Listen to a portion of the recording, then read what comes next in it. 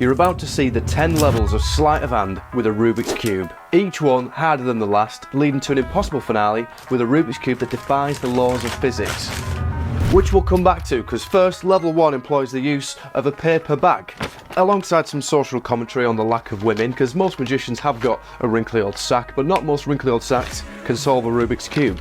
And at level 2 we start to see that the sleight of hand is responsible for solving the cube. It's not just the paper bag, it's the hands that are doing the work, in the same way it's the hands that do the work when I chuck the cube up and I catch it and it's solved on all 6 sides, okay? It's sleight of hand, you see. I'm relying exclusively on these gangly digits I call fingers, and even under the unblinking eye of the camera lens I can show the Rubik's Cube mixed up on all 6 sides and just toss it up and the cube instantly solves itself. Wow, aren't I clever?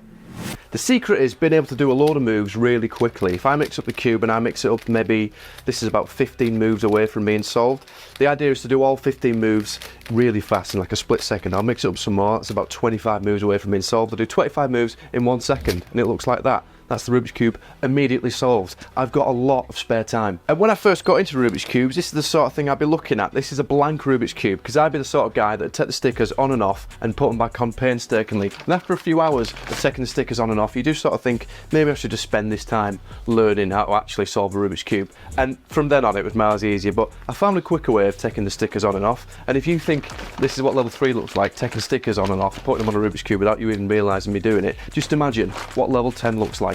Spoiler alert, it's proper Harry Potter shit. And when I first started learning how to disappoint my girlfriend, when I first started learning how to solve a Rubik's Cube, I did actually discover these competition cards. These have got all sorts of different ways of mixing up a Rubik's Cube. This is what they use in like the Guinness World Records, okay? The idea being that the cuber would look at the mix on the card, try and then match the Rubik's Cube to match the solve that's on that mix. Essentially, it's a different way of solving a Rubik's Cube, keeps your sort of spatial reasoning skills quite sharp. But this is level 4, we're not just going to do that, we're going to do it one-handed. So we're going to look at the pattern, I'm going to try and match that Rubik's Cube to that pattern. And if you're wondering why I've solved the Rubik's Cube, it's because the card was solved as well. Remember, this is sleight of hand, yeah? Sleight of hand. And remember, this is only going to get more difficult the further we go up. We're in level 5 now, yeah? And at this point, the cubes get a lot more difficult. We've got a mini cube. I don't know if you've seen one of these before, but they're very hard, really fidgety to do anything with, especially one-handed. You try and do anything with that, and it's just hard work, right? But we're not going to do just sleight of hand now. This is going to be more than that. This is going to be sleight of tongue. What's this?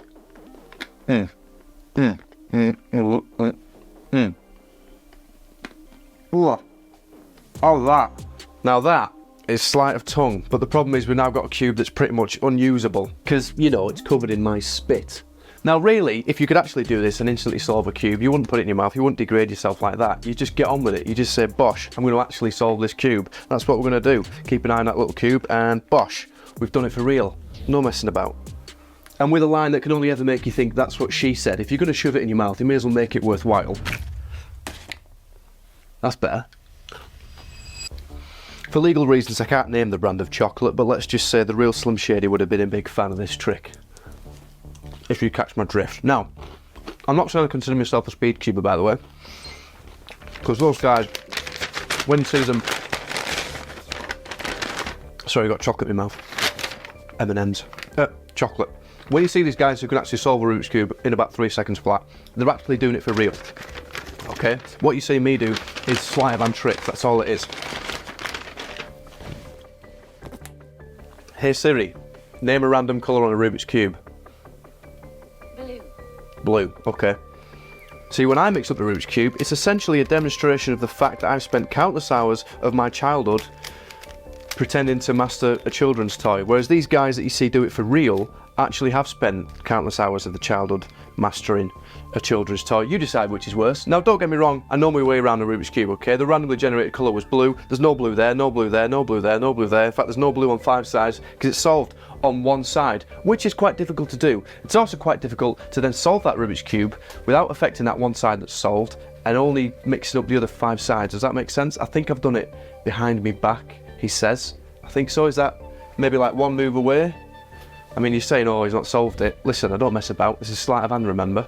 But it's not impossible. What would be impossible would be doing the same thing but with a cube that you've seen in the bag without touching it and having all 6 sides turn into the colour blue. Now that would be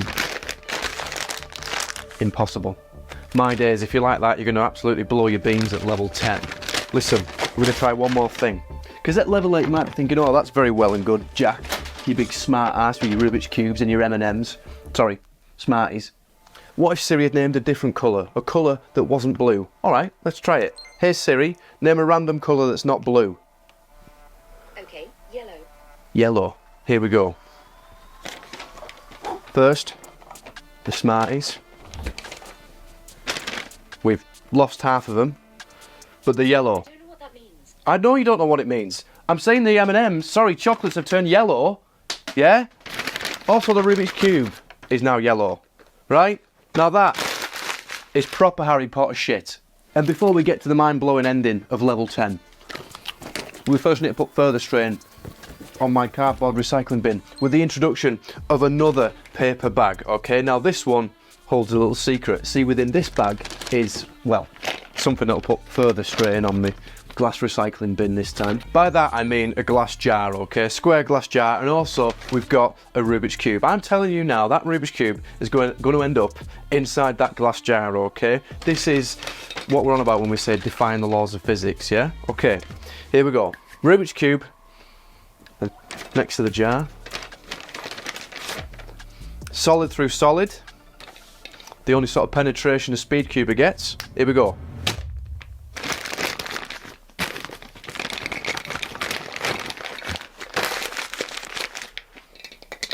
Can't get out through the top, can't get out through the bottom.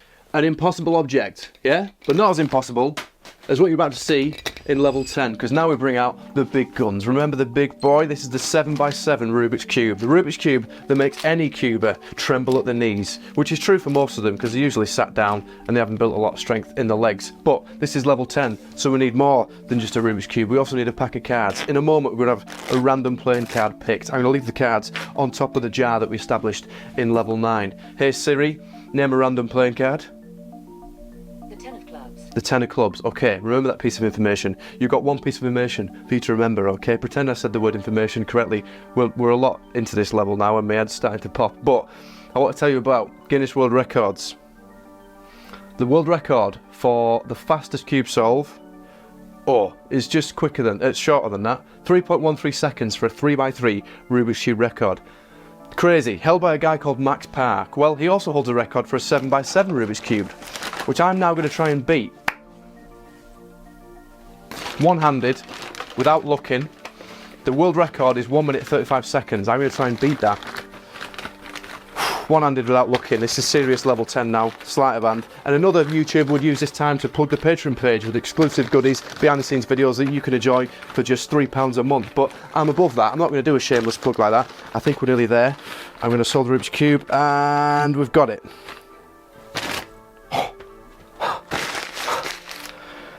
In record time, what's that? Exactly 24 seconds. 24 seconds dead.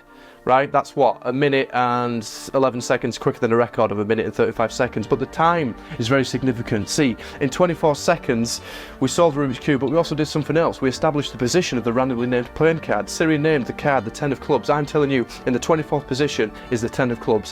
1, 2, 3, 4, 5, 6, 7, 8, 9, 10. It could have been any card, could have been any time. 11, 12, 13, 14, 15, 16, 17, 18, 19, 20. We're after the 10 of clubs in the 24th position. 11, 21, 22, 23 in the 24th position, the 10 of clubs. Ladies and gentlemen, that is Rubik's Cube, sleight of hand, level 1 to 10. I'm going to go for a lie down. I'm absolutely knackered. Head's about to pop.